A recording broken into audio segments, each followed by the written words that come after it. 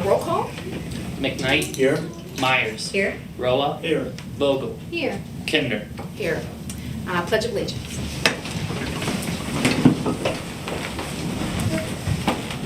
Pledge allegiance to the flag of the United States of America and to the republic for which it stands, one nation, under God, indivisible, with liberty and justice for all. Public comment on agenda items? Notice of executive session meetings? An executive session was held tonight at 5:40 for the purpose of discussion of legal advice, legal matters.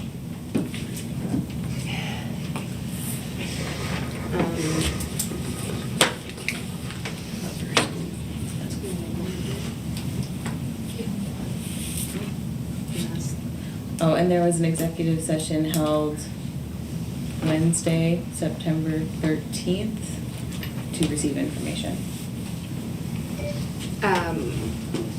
Approve the minutes, September 5th, 2023. Also regular moved. meeting. Second. Discussion? Roll call. McKnight. Aye. Myers. Aye. Roa. Aye. Vogel. Aye. Kinder. Aye. Communication? None. Swearing in of new firemen. Hey. Do you want to, do you want to do them all four at once, or is that okay? Yeah, we can bring them all up. I'm kind of looking at, Yeah. okay. I want to make sure that.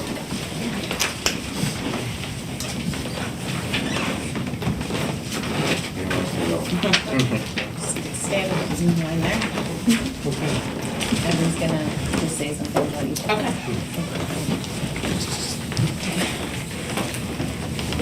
As part of our complement to get up to our full allotted staff, we've brought on 4 additional part-time employees to allow us to cover schedules and make sure there's no overtimes. With that, first employee would be Michael Lilly. He lives in the Meadville area with his wife Christine. He's the father of 2 children, Corey and Lindsay, and the proud grandfather of 4. Mick has been a firefighter for 26 years and has volunteered at Westmead 2 since 2002. He is also an EMT and has been one for the last 21 years. Mick enjoys golfing, hunting, and bowling in his spare time. Gerard Glock, paramedic, firefighter paramedic. He has been in emergency services for 36 years and has been a paramedic for the last 7 years. He resides in Conneaut Lake with his wife Connie and his son Matthew. He has been an instructor and done a lot in the emergency services community to help build it and kind of keep going that way.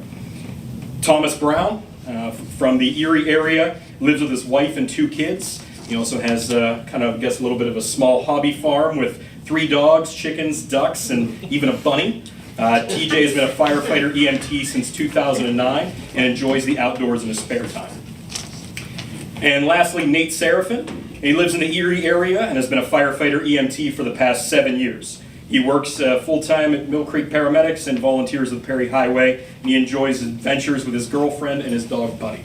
We are very thankful for council bringing these individuals on, as we had some turnover for other people leaving for full-time employment, so we appreciate everyone bringing us back up to the full complement that allows us to operate successfully.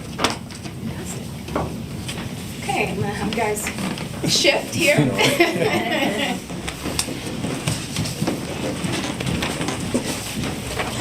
Hopefully I'm handing these out to the right individuals.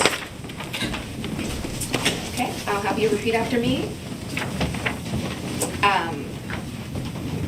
I say your name, I, Johnny Clark, solemnly swear and affirm that I will support, solemnly swear and affirm that I will support, obey, and defend the Constitution of the United States obey, and defend the Constitution of the United States and the Constitution of the Commonwealth, and the Constitution of the Commonwealth, and that I will discharge the duties of my office with fidelity. and I will discharge the duties of my office with fidelity. Fantastic. Thank you, guys.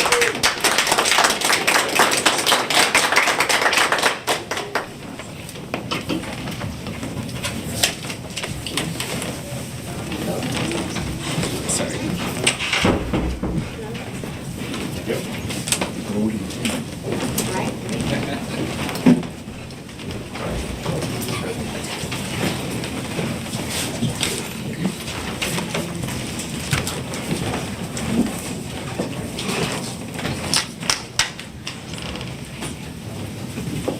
Thank you guys for coming to Meadville and being a part of us. Yes, thank you.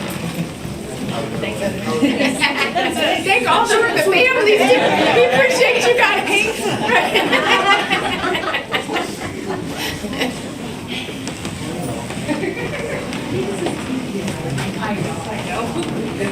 I think we're leaving him.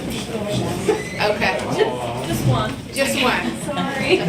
Take me with you, please. Yeah, please, take it with.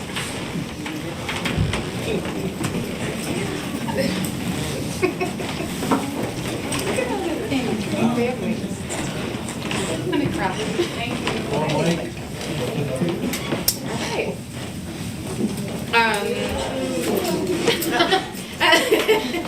There you go. Let's see, we got Clear a house. manager's report. So I'm going to let Zach handle the right to know request, since he is now handling all of those forms that are turned in. So currently, we are at 74 right to know requests this year, and totaling in $6,000 in legal, technical, and administrative fees. For an EMS update, this month so far, the department has handled 103 total calls, 78 EMS, and 70 transports. That is all I have at the moment for updates. You know what the rate to know, that's every time, it's like 6,000, is that so far? It's not like every month? Correct. I'm just Yes. making sure. Okay, council subcommittee reports. Housing and redevelopment, again, we have the housing survey still out. When is the last date for that? Do we know when that's coming in? September 19th, is it? Okay. Oh, today. Today. Today is the Do the last survey day. today. Yes. And, you know, besides zoning and doing our housing plan, I don't have any other updates. Community engagement.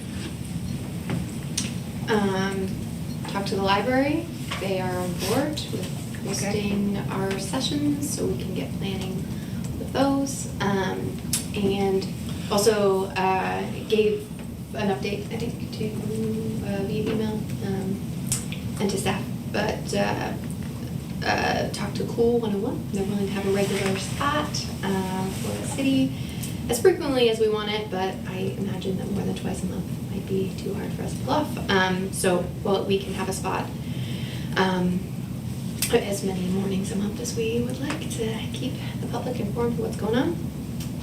And there was maybe talks going with other radio outlets as well, so that's all good stuff. Were you guys thinking you would do it? You or Mary Ann would do the, I was just curious, the radio.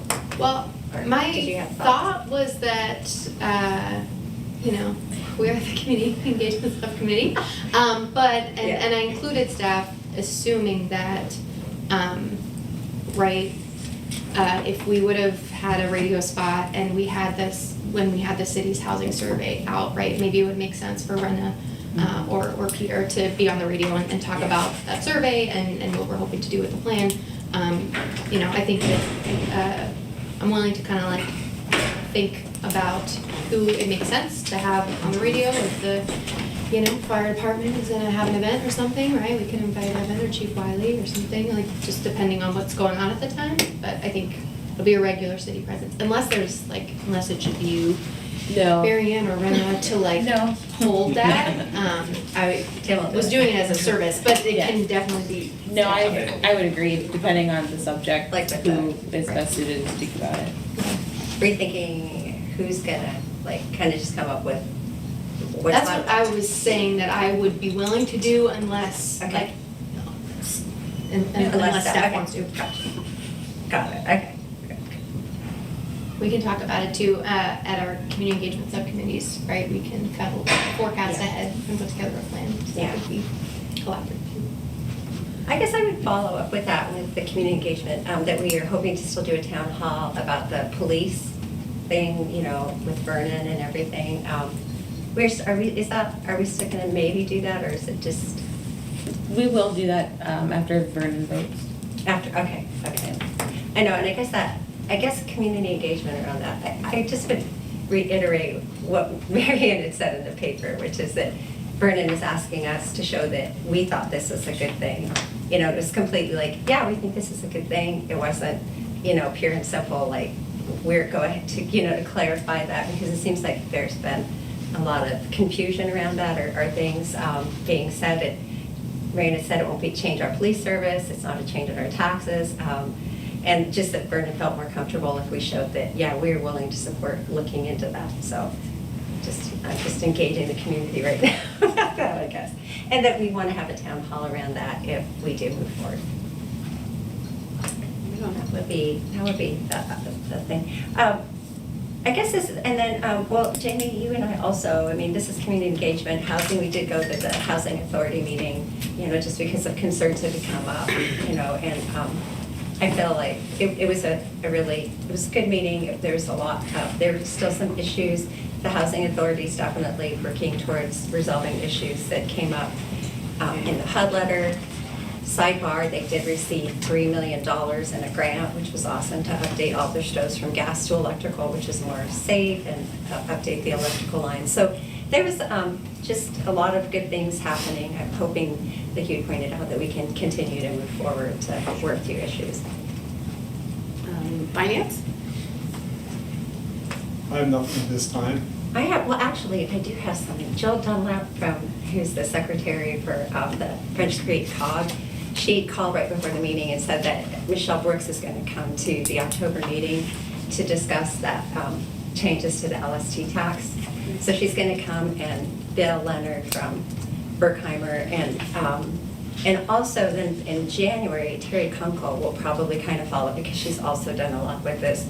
So Jill said, I was like, what do you think? And she was like, yeah, let's do it. Let's do this meeting. I presented the material that we got from the municipal league, and she's already dispersed that information. So we're going to talk about that packet, and we'll just see what happens. So Fantastic. here we go. Maybe Nice, great name. Great. Thank goodness for Jill Dunlap, right? She's like, yeah. Infrastructure. Well, we're still waiting for the study, which is going to take a period of time for the parking garage. I understand we've received some money to make repairs to the HVA system at fire station, Yeah. but the roof is not going to be Correct. replaced at this point in time. That's correct. Do you have anything else? No. Old business, discuss zoning ordinance. So Peter had asked council to consider a number of questions, mainly revolving around the lot areas, setbacks, and either eliminating or allowing Peter to kind of scale those back. Council was provided with some information concerning those points, and then also Gary Johnson is here, and he had some additional comments that council was also presented with for consideration when kind of making this decision. So I don't know if council has any specific questions. It's hard because Peter's not here. He's out of the state. So if you would feel more comfortable waiting for Peter too, we can go that route. If ask questions of Gary, if you can answer them, can certainly do that. It felt to me like reading the emails that we got, right? I understand from Peter that he's asking or recommending, maybe he's putting in front of us a proposal to reduce setbacks. I think to maybe butcher in summarizing, to enable or encourage infill development, I think. And then it seemed like there was some like kind of countering, just some counterpoints to consider, and I guess I just like, do we bring all that to council, or is there like a space where that can be sifted through among staff? Like where a kind of a proposal that incorporates all those considerations can come in front of us? from staff? Ideally, yes. Okay. Did you have a chance to speak with Peter? I did, yeah. The only concern that I had, I'd seen this yesterday, the overall concept. It's a good concept, it's, limiting minimum lot sizes, increases, potential development. My only concern really was when I had seen basically that 2-foot setback to start from, the minimum 2-foot setback. I had some concerns with access, with egress, with maintenance of the buildings on the sides. And that's really the only issue that I'd had with it, and I just wanted to bring it up in case council were, if they're like, yeah, this is a great idea. I just wanted to point that out before we got too far down the road, that we should really consider those side setbacks as some type of minimum to allow, again, maintenance, fire access, egress from windows and things like that. That's really the only concern that I really had with looking at what he's proposing. And I know it's still at early stages. I think this is the first time council's seen these types of proposals regarding minimum lot size and setbacks and things like that. I just wanted to point that out, basically from a public safety standpoint. So I guess the question before council would be, is there a consensus to entertain this idea and receive a proposal, taking those things into consideration that Gary has pointed out, and having Peter kind of put that together into a thorough one-pager almost to present to council? Or do you want him to not waste his time, right, doing that? I think that there is benefit to looking at some, lot sizes, right? Like to increase people building, right? Like using some of the lots that we have. And then trying to figure out what those setbacks would be, with the safety of the firemen, with the, do you know what I mean? Like with that input. For me, I would like to see Peter put together and throw a one-pager, first of all. Well, that's true. That's for sure. Right, but you know what I mean, like I would really, I think it's beneficial, but that's just. I agree. I think it would be beneficial. Do you or Peter know if there are, well, I know I just went out between the garage and my house, where the garage, they got rid of it, and I know it's like 2 feet. But I was wondering, are there places, like when you're in the city and you see real narrow places, do we have that in Meadville, where right now there are places that are like that? We have several places where you can barely fit in sideways, which is something you never want to see, and that's kind of where we're coming from with, okay, it's good to reduce them, but let's have some kind of minimum. Yeah, there's a lot of places we have that. I'm sure This is for new development. Yeah. Well, it would make it so you could develop, or you could build on them, because there's a lot of lots, that was the point. A lot of lots are non-conforming in one way or another to the size limits that we have on the minimums, right? And so if we made it so people could have smaller lots, then they would be able to build instead of them sitting empty. I mean, that's kind of the idea. But if you make a lot smaller, then you have to make setbacks smaller. Right. I guess my concern is, when we're talking safety, are the buildings going to be any closer? Or are they, pre-existing buildings that are there? What is for the firefighters or Well, and that's what we're asking for, is to get that, right? What did they say is the safest? What does Gary say is the smallest we want to go for safety, right? We don't want to encourage that type of not being able to get in between in case of a fire, in case of those things. So that's what the whole thing would be. What about in pre-existing buildings and lots? Oh, well, Everybody's gotta move them. Yeah. Okay, everybody's gotta move their buildings. No, that is what it is. What we're doing is planning for the future and how we would like our city to look and how we would like it to be able to be built upon and how our community is going to work. So I'd like to see some more uniformity in terms of setbacks. There were some editorial comments, but we don't need to go into them here because this is all going to be changed.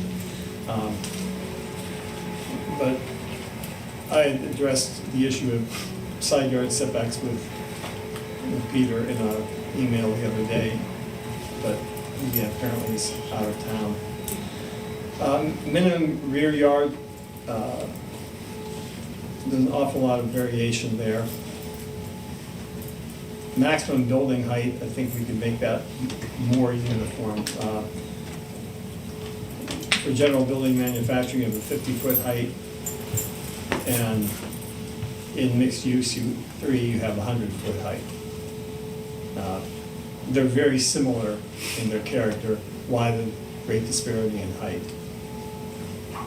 So, yeah. And the bottom line is, we need a zoning ordinance that is going to be user-friendly. That's the ultimate thing. If people can't understand it, they're not going to invest in the community.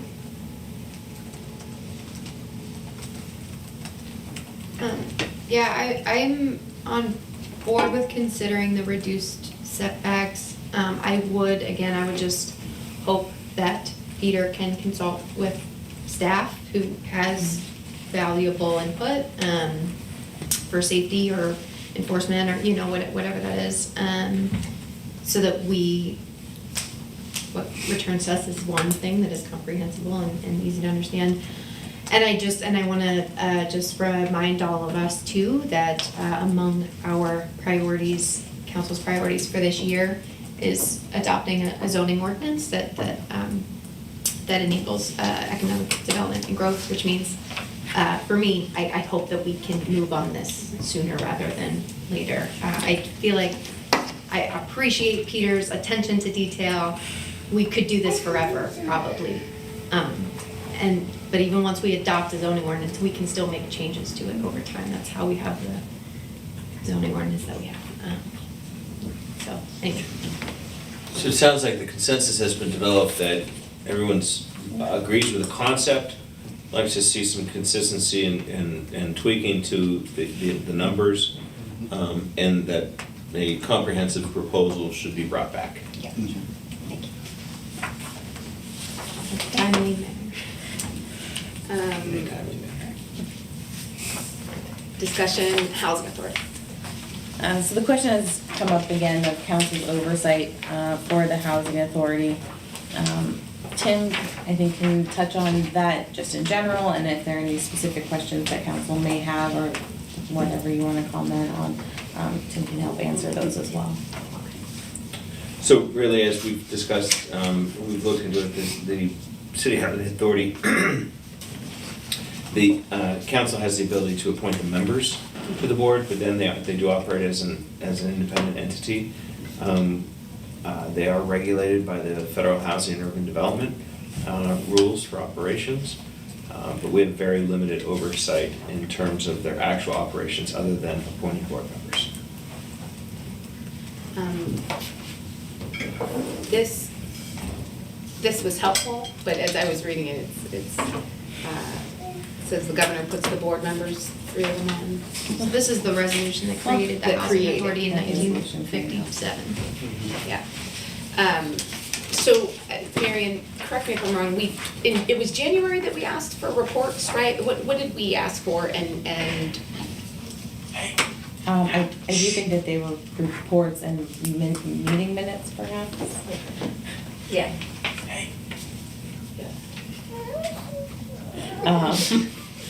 So the agenda and meeting minutes are available online. They do come over to us. We're gonna post those online. I sent council the link to that site. As far as any kind of other reports, I don't know that I have seen anything come through. We got it that one time, right? The whole packet? Yeah. Right after that meeting, okay. We'd ask for things like updates on the bed bug remediation, and recognition, I think, of the tenant, the residence council, Mhm. maybe. Yeah. I think there were specific items that we were we were And I have to go back asking and for, that look we and got an see. update once and maybe if we did. I'll have to go back and see what those specific items were. It Sure. was a number of months ago. I think it was in January. So we were provided the resolution that established the housing authority. Is there also bylaws or something else that would, right, to Jamie's point, right, the composition of housing authority members, 2 appointed by the mayor and 3 by the governor, doesn't really reflect how what we practice. So is that in bylaws somewhere or something that we? They would have adopted their own bylaws. Okay. And then the appointing, how they're appointed, again, this says governor, was that initially, or is that? And council appoints the members. I would just, Yeah. I'm just asking, because that, when it says it in here, as I was reading, and I know it's 1957, I can imagine the governor being like appointing, but not that it's unheard of, so. I just wanted to ask some of those questions. Well, those actions were taken in 1957 before Yeah. we were a council manager form of government, which would, and the third-class city code had been updated in the years since then. Right on. It'd be helpful to get, well, I guess we could look at that, but to see the pertinent excerpt of the third-class city code and the bylaws. So the,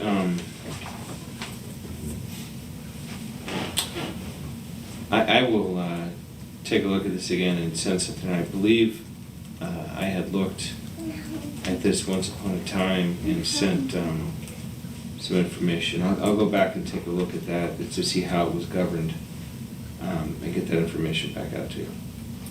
I think we have to request, there was no paper copies online, if I recall. We have to request some copies of their articles of incorporation. So the appointments relative to the housing authority are made by the pursuant to the housing authorities law. And I can get you the details on that. Right on. Does anybody have any other questions? Resolution, authorized signatures, commitment letter, Marquette Bank and City of Meadville. A resolution of the council of the city of Meadville authorizing signatures on a commitment letter between the city of Meadville and Marquette Savings Bank in the amount of $40,000. I would move to adopt. Second? Discussion? So this is a commitment letter for Marquette Bank. This is for the purchase of 2 heart monitors in the total amount of $40,000. The purpose of taking out a loan to do this is so we can access the EMS fire grant through the State Fire Commission's office. And that lets us do a debt reduction. So the grant over a 4-year time period pays for those heart monitors. Okay. So it's just paying for the loan, basically? And the only way you can have that debt reduction is by having a loan, and that's. Yeah, you have to have debt. So you'll be seeing likely at your next meeting a copy of an ordinance authorizing the debt, and then we'll file that with the Department of Community and Economic Development. Once that we have an approval, we'll be able to close that loan. And going back to the prior conversation, the Housing Authorities Act provides that in cities of the third class, the mayor, with the approval of the majority of the members of council, shall appoint 5 members to be members of the Housing Authority of such city. Such members shall be citizens residing in the city for which the authority is created. I'm sorry, I was distracted. I had Zach's resolution and I was distracted. And so that, that debt would be forgiven through the state program? It would be paid by the By grant. the state. Just for example, a new heart monitor itself costs $48,000. So we'd be in 2 for 40, and Evan left. Just so, now, just now. You could give more details on those if you wanted.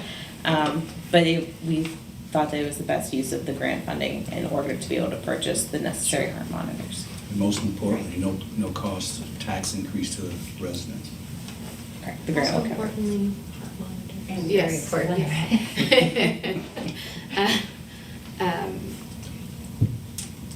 Okay, roll call.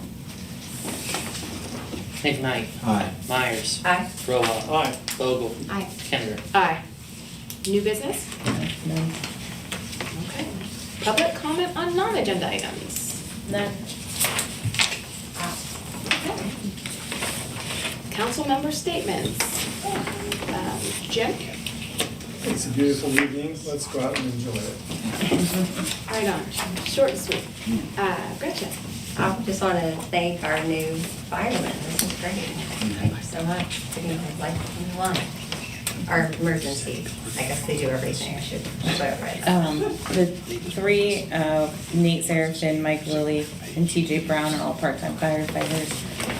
Gerard Glock is a part-time paramedic. Okay. Larry? Yeah, I'm glad to see that we're bringing in families to Meadville. That's a good thing. Then they have young kids that are going to hopefully grow up here and be a part of Meadville, and I think it's great. And I also want to give a shout out to our police department. I think watching them and listening with our chief, how we're trying to expand and help other areas is great.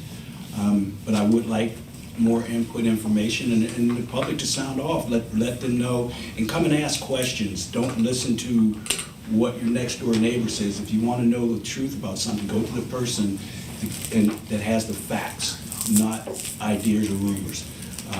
But I'm happy and proud of our police department and our fire department and how they're just growing. Right on. Autumn? Yeah, I'll echo the welcome to Nate, Mick, TJ, and Gerard. Welcome to the city of Meadville. We're really glad. It's been really great, I think, to see so much like enthusiasm and excitement with our fire department and how they're growing, expanding their services, expanding, who's part of it, and always very much in service to the people of Meadville. So I appreciate that, and I'm glad that is that's growing. More folks are coming into that.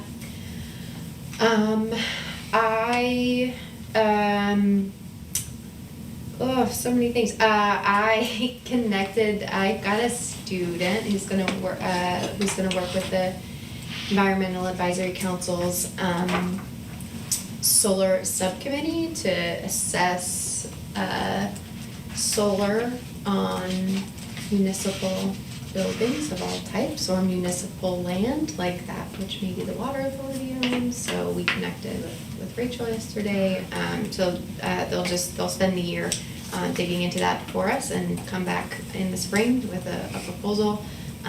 So Tim, I was hoping to connect them with your contact who at one point you said maybe could help with something like that. So I give you an update on that. I had a conversation with my solar folks.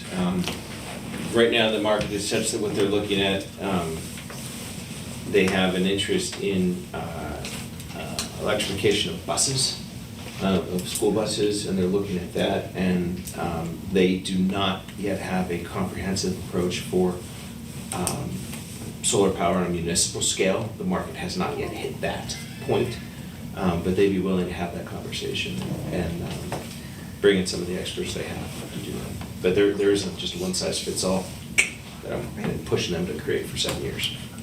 Yeah, great. We'll keep pushing. Maybe we'll be the beneficiaries of it. I'd love to make that happen. That'd be great. Yeah, but no, I'm excited for that. And so we'll be back in the spring with something that hopefully, reduces the cost burden on our city and some of our authorities, so that we can keep rates stable, keep taxes stable, and provide our services. Also connected, Peter's now connected, and subcommittee of the EEC, the mobility subcommittee, with some students, and I think students at the Career and Technical Center too, for bike racks around town. So that's a thing that we're working on, and that's promising. And the Career and Technical Center, as well, was able to connect them with the Clean Energy Center, and there's a new kind of program for kind of clean energy job training for young folks that we hope to be the Northwest PA station for that. So they'll come for a tour in a couple weeks.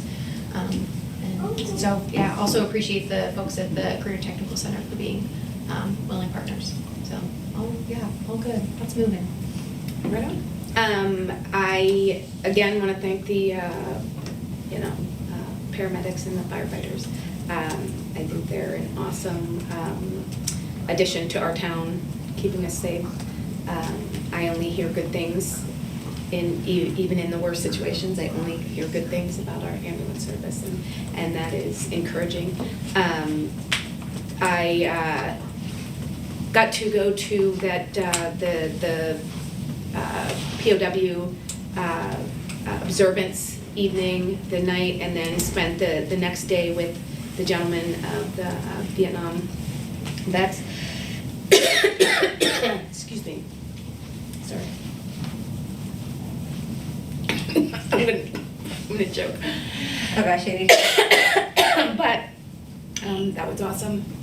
I'm not gonna talk a lot because obviously I need to cough. I'm not gonna spread my cough. Anyway, those guys need support. We need to make sure that the things that are going on here we're supporting, and especially our veterans. I heard a lot of really sad stories, heartbreaking things, and then the fact that it was not many people there. So I'm hoping to encourage everybody next year to make it bigger, show support, and just be a part. Those gentlemen, they just want to know where their people who they fought with are. And that's heartbreaking in a way that they had to leave them there while they live a regular life, right? Not knowing where their people are. So it was moving, and I realized I need to do better in that aspect, right? And be a better person and support them more. So that's my mission, at least for them. Go have dinner at the Vietnam vets. That's the one out on Dunham Road. They have dinners every Sunday, Saturday, so that they can keep. That's how they get money, and they have different events. So support them all we can. Good spaghetti. Yeah, I hear that it's great food. And just keep on supporting Meadville. Do not give in to hate, and make sure we are coming together, because we are a community that loves each other, that cares about each other, and we just won't accept that anymore. So with that, I'm going to move to adjourn this meeting. Motion? Second. Roll call. McKnight, Aye. Myers, Aye. Rella, Aye. Vogel. Sorry, I couldn't hear. Sorry, can't stop talking. Aye. I'm so sorry, yeah. Turn, go.